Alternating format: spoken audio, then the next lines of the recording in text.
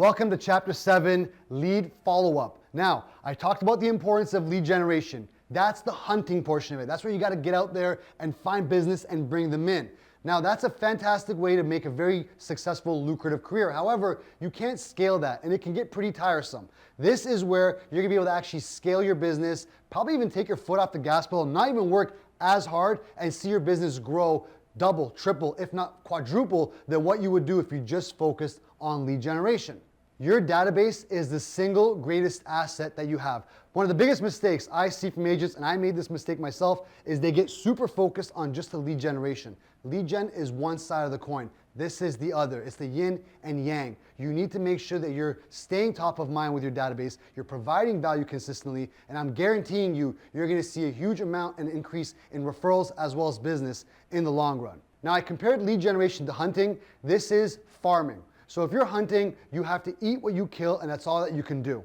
With farming, you can actually build out more of a consistent crop yield by plowing the fields, by watering the gardens, and staying consistent by meeting the needs of the database. Without consistent follow-up, an untapped gold mine is going to be wasted. And unfortunately, a huge amount of real estate agents don't follow up with their database. Now, one of their biggest objections is, I don't want to bother them. Well, that's understandable. Nobody wants to be bothered. But that's where you have to shift your mindset and your mentality and understand that you're not bothering them, you're providing them value. Who doesn't want to know what house is sold for in their area? Who doesn't want to know what's happening in their real estate market? It's not about being a nuisance. It's just about putting your hand up and saying, hey, I'm here if you need anything. Here's an item of value in the meantime. If you don't need anything, not a problem. I'll see you next time. And if you do need something, you know who to reach out to.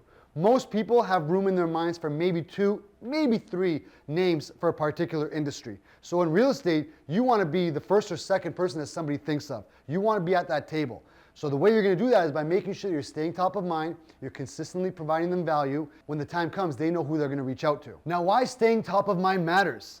Studies show that over 80% of business that's done is because somebody kept following up and building a relationship with somebody. A large amount of real estate agents drop the ball. They don't want to follow up, or they get offended if somebody doesn't respond to their emails or doesn't call them back. At the end of the day, please understand, the client or the potential client owes you nothing.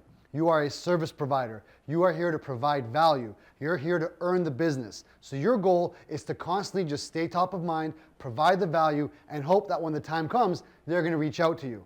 The only time you delete somebody out of your database is if they unfortunately pass away or they request to stop being contacted. Aside from that, don't take somebody's lack of response as a way that they're not interested. Potential clients are always reading your stuff. They're looking at your emails. They know you're there. They're internalizing it, and they'll reach out to you when the time comes. So it's important to create a smart plan that makes sure that you're staying top of mind. Staying top of mind ensures that you're the first person that they think of whenever your particular service comes up. The average person moves once every 7 years. So it is a long-term investment, but it is worthwhile, because once your database grows to 1,000, 2,000, 5,000 people and you're reaching out to them, you should be able to get one deal off every 50 people in your database. So it's extremely scalable. So lead generation is important to help you build that database, but at the end of the day, lead follow-up is where you're really gonna make a lot of your money. I want you to think of your database as your farm area, okay? You're gonna plant the seeds, you're gonna water them, and the crop will yield for seasons to come. You're not going to plant seeds tomorrow and get upset that a week from now you didn't actually yield anything. This is a long-term approach, and not just 6 to 12 months. This is a 3 to 5 year and more approach. But if you're planning on being in this business for a lifetime, you want to make sure you're starting this now, because this is the fundamentally most important aspect of your business that's going to give you the best return on investment.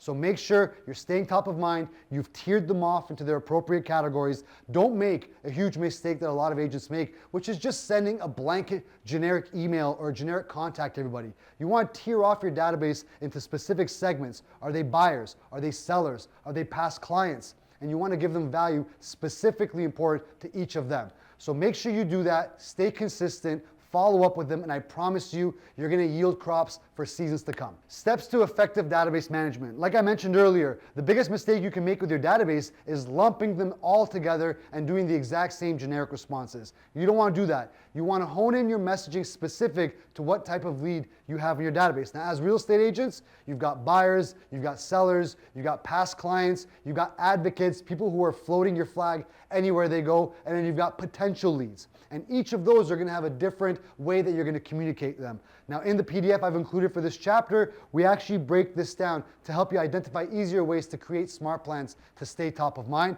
but it is extremely important to identify the segments in your database. Now, I want you to think about your current contact list. Do you have a contact list? One of the biggest mistakes we make as real estate agents is we don't stay top of mind because, like I said earlier, we don't want to bother them. But that is a mindset shift. You want to make sure that you understand you are providing value. People want to hear from you as long as what you're saying is important, is going to bring them value. So make sure that you're identifying your database. One of the most important steps is, if you don't have a database, build one today. I want you to stop this video and I want you to create a list of everybody that you would invite if you were going to throw a big party tomorrow. Who would that be? Who can you call today and say, hey, I'd like you to come to my party? Now, that database can be as small as 10 people. It can be as big as 500, all right? But your goal is to identify what that database is, and for the rest of your career, you're going to feed that database with your lead generation activities that we spoke about in the earlier chapter. Next up, I want to make sure that you're leveraging a proper CRM system. Now, there's countless ones out there. I'm not going to give you a list of them. It's very easy to find them, but you have to make sure that you've got a system out there that's doing a large majority of the work for you. Now, Command is what I use with Keller Williams, and we actually have smart plans that we've created ahead of time. Anybody that gets put in a specific tier is going to get predetermined contacts, whether that's emails, text messages, and then I'll get a task if I have to call somebody. But at the end of the day, it doesn't matter what system you use, as long as you're using a system that's keeping you organized and making sure you're staying on point with staying top of mind with your database. If your database hasn't heard from you in the last 3 months, that is a huge mistake. You're going to be dropping the ball, and there's going to be some sort of referrals or business out there that you're not going to be considered for because you're not reaching out to your database enough. Step 3 is develop a follow-up plan. Now again, guys, everyone can create their own follow-up systems. We used to do 33 touch. We've increased that to 60 touch program. Now a lot of people's eyes go wide and they go, oh my God, what am I going to say to my database 60 times a year? That's simple. You can send them a birthday card, 12 emails, 12 newsletters in the mail. That's 25 right there. In addition to that, you can send them a quarterly update on what's happening in their market. There's a variety of different things that you can create of value to stay top of mind with your database. But at the end of the day, you have to be the person that they're going to think of when the moment they start thinking about contemplating making a move. There's a lot of competitions out there, and you have to be exemplary to stand out from the crowd. So I want to make sure that you're using a mix of touch points. You don't want to just send generic emails or blast to everybody. You want to include a little bit of a personalized touch for each one of your leads. On the flip side, you want to make things a little bit easier for yourself, so you are going to have some generic blast outs as well. You're going to decide how you're going to reach out to each of these tiers.